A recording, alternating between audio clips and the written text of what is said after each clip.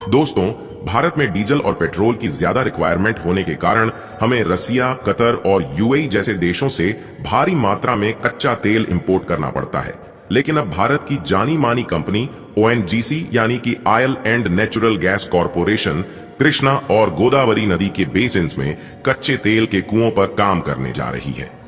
जिससे खुद भारत में ही भारी मात्रा में क्रूड ऑयल को निकाला जा सकेगा और इसके बाद दूसरे देशों से होने वाले क्रूड ऑयल के इंपोर्ट को बंद किया जा सकता है। क्योंकि इस समय देखा जाए तो भारत अपनी तेल और नेचुरल गैस की जरूरत का लगभग 48% हिस्सा अकेले कतर से इंपोर्ट करता है, जिसके लिए भारत को भारी भरकम मात्रा में पेमेंट चुकाना पड़ता है। हालांकि पिछले 2-3 महीनों में कतर और भारत के विवाद होने के कारण हमने ज्यादा से ज्यादा यूएई और रसिया जैसे देशों से कच्चे तेल को इंपोर्ट किया है। लेकिन अब देखा जाए तो भारत की जानी मानी कंपनी ओएनजीसी खुद गोदावरी और कृष्णा नदी में तेल के कुओं पर काम करने जा रही है, जिससे इन देशों से होने वाले क्रूड ऑयल इंपोर्ट को बंद किया जा सके।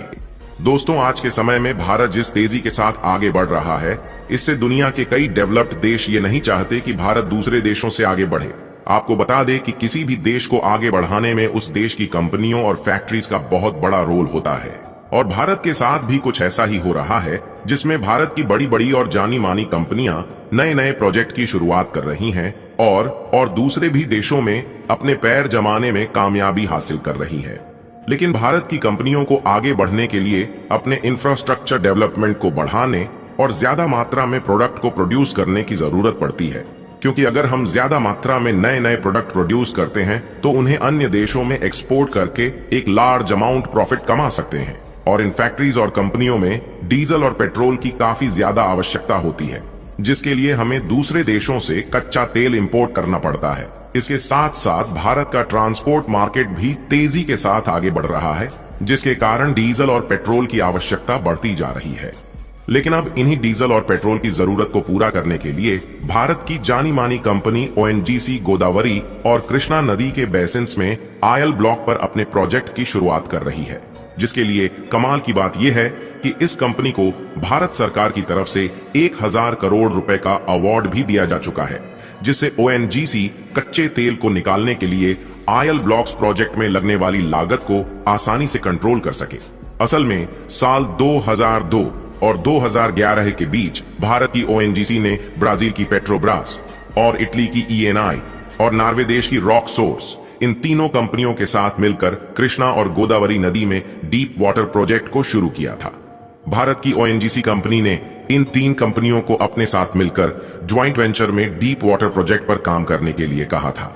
और भारत की ओएनजीसी के साथ इन 3 कंपनियों का एग्रीमेंट हुआ था कि यह सभी कंपनियां मिलकर डीप वाटर प्रोजेक्ट के लिए बराबर में इन्वेस्टमेंट करेंगी, और यदि इस डीप वाटर प्रोजेक्ट में क्रूड ऑयल निकलता है तो यह चारों कंपनियां आपस में बराबर प्रॉफिट डिस्ट्रीब्यूट करेंगी। जिसके साथ यह भी एग्रीमेंट किया गया था कि यदि इस डीप वाटर प्रोजेक्ट में क्रूड ऑयल नहीं निकलता तो सभी कंपनियों का नुकसान होगा, जिसके लिए कोई भी कंपनी एक दूसरे को इन्वेस्ट के लिए फोर्स नहीं करेगी। इसके बाद भारत की ओएनजीसी कंपनी ने इन 3 विदेशी कंपनियों के साथ मिलकर महानदी, कृष्णा और गोदावरी में 9 तेल कुएं की खुदाई पर काम किया। लेकिन यह सभी कुएं सूखे निकले और इन कुओं से कच्चा तेल नहीं निकल सका। इसके बाद में तीनों विदेशी कंपनियों में से किसी एक ने इन्वेस्टमेंट साझेदारी को स्वीकार करने से मना कर दिया और ओएनजीसी के द्वारा किए गए दावों को झूठा बताया, जिसके बाद साल 2010 में शुरू किए गए इस डीप वाटर के प्रोजेक्ट को पूरी तरह से बंद कर दिया गया।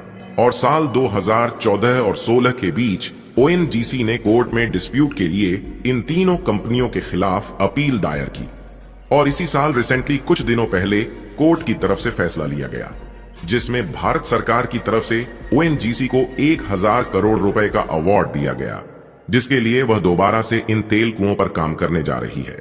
क्योंकि भारत सरकार को भी ओएनजीसी पर यकीन हो गया कि जिस जगह पर ओएनजीसी काम कर रही थी वहां पर कच्चे तेल के बड़े भंडार मौजूद होने की पूरी उम्मीद है, और इस बार ओएनजीसी दूसरे कंपनी के साथ साझेदारी न करते हुए अकेले इस प्रोजेक्ट की तैयारी करना शुरू कर चुकी है।